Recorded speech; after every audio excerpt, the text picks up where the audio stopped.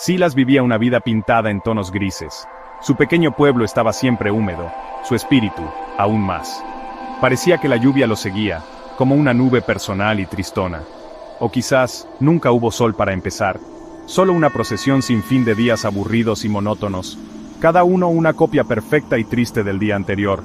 Se sentía como una marioneta olvidada, con los hilos cortados, tirada en un rincón polvoriento. Sus sueños eran cosas frágiles, como telarañas en una casa abandonada, fáciles de romper y hogar solo para las arañas. Su desesperación crecía como una planta amarga en su corazón. Había intentado trabajar honradamente. Era como cavar un hoyo muy profundo con una cuchara muy pequeña y oxidada. La esperanza era una vela pequeñita que parpadeaba. Su llama bailaba con peligro, amenazada por cada golpe de mala suerte. Veía a otros encontrar la alegría. Los veía sonreír. Sus vidas eran alegres. Él solo sentía el frío que calaba los huesos. Un vacío enorme le comía por dentro. Un hambre de algo diferente. Cualquier cosa para romper el gris. Ansiaba una chispa.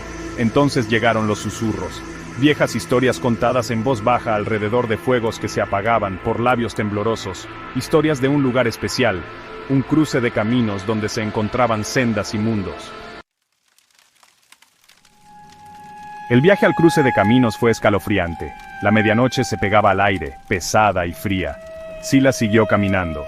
Sus botas gastadas crujían sobre ramitas y piedras que no se veían. La luna, una perla tímida, se escondía detrás de nubes espesas, como si estuviera avergonzada de lo que iba a pasar. O quizás, simplemente tenía miedo de mirar.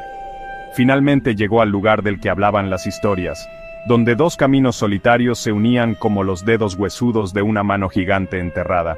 Un lugar donde el velo entre los mundos era fino. Sintió un cambio claro, una presencia que se podía notar. Una figura apareció de la oscuridad más profunda, no con cuernos y fuego, como contaban las leyendas, sino con una sonrisa tranquilizadora que daba un poco de miedo. Una sonrisa encantadora y sabionda que no llegaba del todo a sus ojos. Sus ojos, antiguos y oscuros, guardaban muchísimos secretos y un toque sutil y escalofriante de diversión. Era altísimo, vestido con telas finas y oscuras, o quizás las mismas sombras se le pegaban como un traje hecho a medida. Habló. Su voz era una melodía extraña, como terciopelo suave, pero con el filo de un cristal roto. ¿Me esperabas, Silas? Las condiciones del trato infernal se pusieron sobre la mesa. El diablo, porque era él, ofreció riquezas sin límite, poder sin que nadie lo discutiera, el respeto y la admiración de todos, todo lo que Silas siempre había deseado tontamente. El mundo entero, le dijeron, estaría a sus pies, podía tenerlo todo. Los cambios fueron inmediatos y sorprendentes. Las monedas de oro aparecían como por arte de magia. Sus bolsillos, antes vacíos, ahora rebosaban. Su habitación pequeña y sucia se transformó de la noche a la mañana en una mansión enorme y lujosa. Aparecieron sirvientes, haciendo grandes reverencias. La gente que antes lo despreciaba, ahora buscaba su favor. Vestía las sedas más finas, comía los manjares más ricos. Su risa, antes rara, ahora sonaba fuerte. El mundo a su alrededor se llenó de colores vivos. Todo estaba ahí para que lo cogiera. Sintió una sensación de poder que emborrachaba. Se sintió, por un momento, invencible. Disfrutó el sabor dulce del éxito. Los negocios que tocaba se convertían en oro. Las inversiones se multiplicaron más allá de lo que jamás soñó. Se convirtió en un hombre de mucha influencia. Cada palabra suya se tomaba como ley. Puertas que siempre le habían cerrado en las narices, ahora se abrían de par en par. Caminaba con una confianza nueva, con un aire chulesco nacido de la fortuna repentina. De verdad creía que tenía todo lo que siempre había querido, o eso parecía por fuera, con tanto brillo. La alegría del principio era un vino fuerte y dulce. Bebió mucho, sin saber de su veneno, pero pronto, el oro empezó a sentirse frío al tocarlo. La comida exquisita ya no le sabía a nada. La risa forzada de sus nuevos amigos sonaba hueca. Su gran mansión, llena de objetos carísimos, resonaba con un silencio que no se podía soportar. La lucha interna se hizo más fuerte dentro de Silas. Intentaba con todas sus fuerzas ignorar el miedo creciente, ese nudo frío de miedo en el estómago.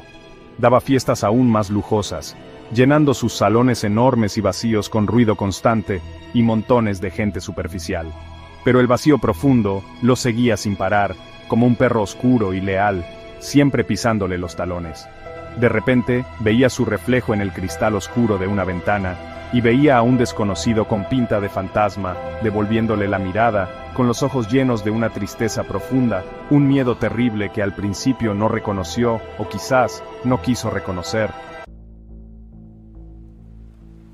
Una noche oscura y de tormenta, la tempestad rugía, igual que la noche en que todo empezó. El diablo apareció otra vez, no en el cruce de caminos solitario esta vez, sino en la habitación más grande y lujosa de Silas. Su sonrisa sabionda seguía ahí, pero ahora no tenía ni rastro de su antiguo encanto, solo triunfo frío y puro. «Ha llegado la hora acordada, Silas», anunció. Su voz ya no era como terciopelo suave, sino el raspar duro y chirriante de piedra contra piedra antigua. Silas sintió un frío helado meterse en sus huesos, más profundo y aterrador que cualquier invierno de la tierra. En sus últimos momentos, Silas suplicó. Rogó piedad, ofreciendo cualquier cosa, todo lo que aún tenía. Pero el contrato rojo era definitivo, obligatorio e imposible de romper, firmado por su propia mano temblorosa, con tinta que había chisporroteado con magia oscura.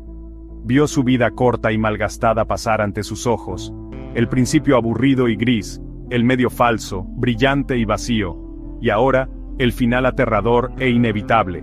El gran salón adornado a su alrededor parecía retorcerse y deformarse, a las sombras de los rincones les crecieron dientes largos y afilados. Estaba total y completamente solo, sin remedio. Su casa magnífica e imponente no se hizo polvo sin más.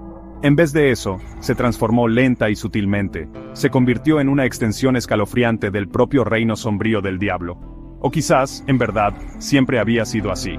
Silas había buscado tontamente un atajo, una forma rápida y fácil de escapar de las dificultades de la vida. Había cambiado sin cuidado algo valioso, algo eterno e irreemplazable, por placeres pasajeros y superficiales. Las luces más brillantes y deslumbrantes, ahora lo entendía, pueden de verdad crear las sombras más oscuras y aterradoras, y algunas puertas, una vez abiertas por voluntad propia, nunca más se pueden volver a cerrar. Nadie en el pueblo recordó a Silas por mucho tiempo, o si lo hicieron, su nombre era solo una advertencia susurrada, un cuento oscuro para avisar a los niños tontos y avariciosos sobre los peligros de querer demasiado rápido, sin pensar en el precio real. La gran mansión seguía vacía en la colina, un monumento silencioso y en ruinas a un trato muy mal hecho. A veces, en las noches de más tormenta, la gente decía que se podía oír un suspiro débil y triste, un susurro escalofriante de profundo arrepentimiento, llevado por el viento frío que calaba. Un recordatorio, siempre, un recordatorio escalofriante. Fin.